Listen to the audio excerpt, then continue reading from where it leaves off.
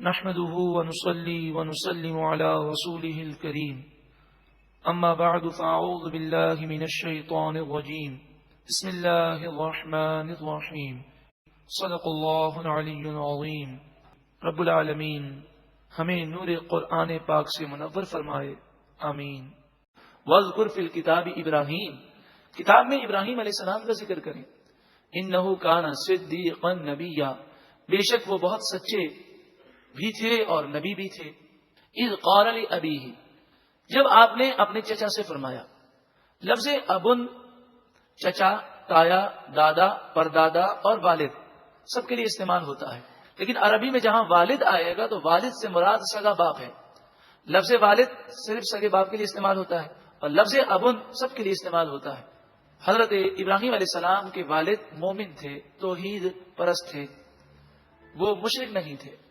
ہاں، آپ کا چچا جو تھا آزر، یہ مشرک تھا۔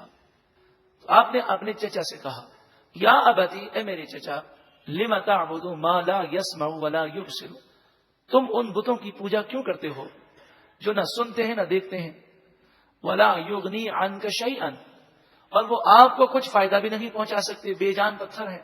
یا ابتی، اے میرے چچا، یہاں پر بعض مفسرین فرماتے ہیں کہ یا ابتی کہنے کی جگہ حضرت ابراہیم علیہ السلام نے یا امی کیوں نہیں کہا، کیونکہ عربی میں چچا کے لیے جو سری لفظ ہے وہ ام ہے، امن۔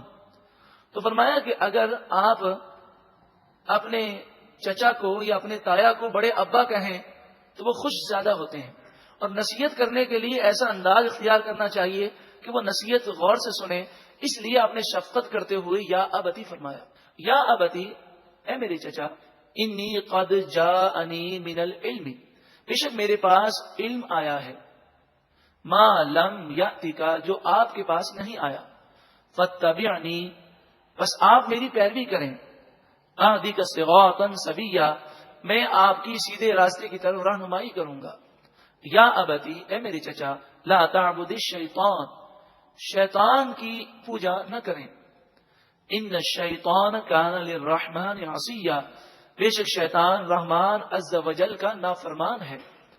یا ابتی، اے میرے چچا، انی اخاف ان یمسک عذاب من الرحمن، بے شک میں خوف کرتا ہوں کہ رحمان عز و جل کا عذاب آپ پر آ جائے، یعنی یہ ڈھیل اور مہلت ختم ہو جائے۔ فتکون للشیطان ولیا، پھر آپ شیطان کے دوست بن جائیں گے، مراد یہ ہے کہ جو حشر شیطان کا ہوگا وہ آپ کا ہوگا۔ قال، آپ کے چچا نے کہا، اراغب انت عن آلہتی یا ابراہیم، اے ابراہیم، کیا تو میرے خداؤں سے منہ پھیرتا ہے، مجھے میرے خداؤں سے دور کرنے کی کوشش کرتا ہے۔ دیکھیے، ابراہیم علیہ السلام نے یہ نصیحت ایک دن دو دن نہیں کی بلکہ کئی سالوں تک کی، بار بار کی۔ جب بھی آپ نصیحت کرتے آپ کا چچا غصے میں آ جاتا اور آپ کو بہت برا کہتا اور بہت زیادہ بے ادبی کرتا، مگر پھر بھی آپ خاموشی کے ساتھ وہ بات سنتے، پھر دوبارہ دوسرے دن نصیحت کے لیے پہنچ جاتے۔ تو تبلیغ دین کے لیے ضبط چاہیے، یہ نہیں کہ کسی کو قرآن کی دعوت دی اور غصے ہو گیا تو ہم بھی غصے ہو جائیں۔ تبلیغ دین کے لیے برداشت چاہیے، اور اس کے لیے مسلسل محنت و جد و جہد، اور اپنے غصے پر ضبط اور کنٹرول، اور سامنے والے کے لیے ہمدردی کے جذبات ہوں کہ یہ تباہ ہو رہا ہے، اگر میری بات نہیں مانے گا تو جہنم میں جائے گا، اس تڑپ کے ساتھ اسے تبلیغ دین کریں۔ لئن لم تنتہی، آپ کا چچا بولا، اگر اے ابراہیم تو باز نہ آیا، لأرجمنک، ضرور بضرور میں تجھے پتھر مار مار کے ہلاک کر دوں گا۔ وَاہْجُرْنِی مَلِیًّا، اور ایک دن غصے میں کہنے لگا کہ بہت بڑے عرصے کے لیے تو میری نگاہوں سے دور ہو جا۔ قال سلام علیک، آپ نے کہا تجھ پر سلام ہو، یعنی یہ ایک محاورہ ہے، اس سے مراد ہے کہ آپ نے کہا ٹھیک ہے، اب تیرا اور میرا راستہ جدا ہے۔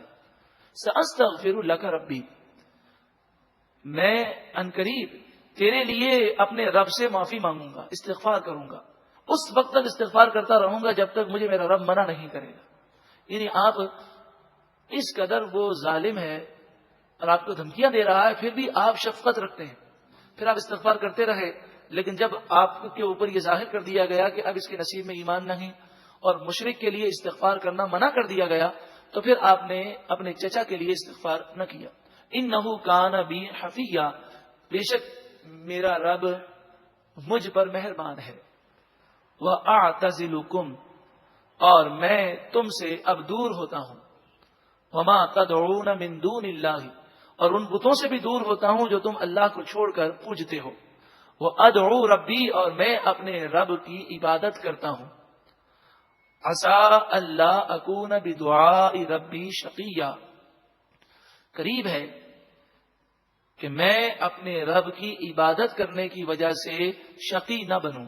مراد یہ ہے کہ میں اپنے رب کی عبادت کروں گا، اللہ تعالیٰ مجھ پر کرم فرمائے گا اور ہمیشہ کے لیے خوش نصیبی کو میرا مقدر بنا دے گا. وہ تو نبی ہیں، معصوم ہیں، وہ تو خوش نصیب ہیں.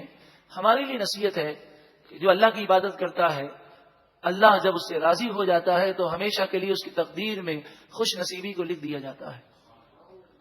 فَلَمَّا اعْتَزَلَهُمْ، پس جب حضرت ابراہیم علیہ السلام ان مشرکین سے جدا ہوئے اور بابل یا بابل شہر جو عراق میں تھا وہاں سے سفر کرتے ہوئے آپ شام پہنچے.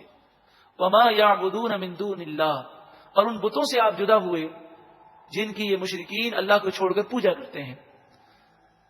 وَهَبْنَا لَهُ إِسْحَاقَ وَيَعْقُوبَ، ہم نے حضرت ابراہیم علیہ السلام کو اسحاق اور یعقوب علیہ السلام عطا فرمائے.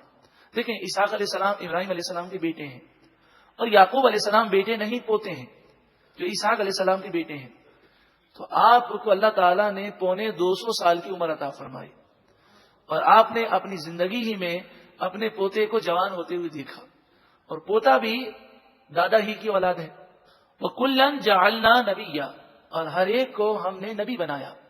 وَوَهَبْنَا لَهُم مِّن رَّحْمَتِنَا، اور ہم نے انہیں اپنی رحمت سے حصہ عطا فرمایا. وَجَعَلْنَا لَهُمْ لِسَانَ صِدْقٍ عَلِيًّا، اور ہم نے ان لوگوں کے لیے، یعنی ان انبیاء کے لیے، لوگوں کی زبان پر سچائی کی بلندی اور مشہوری رکھ دی.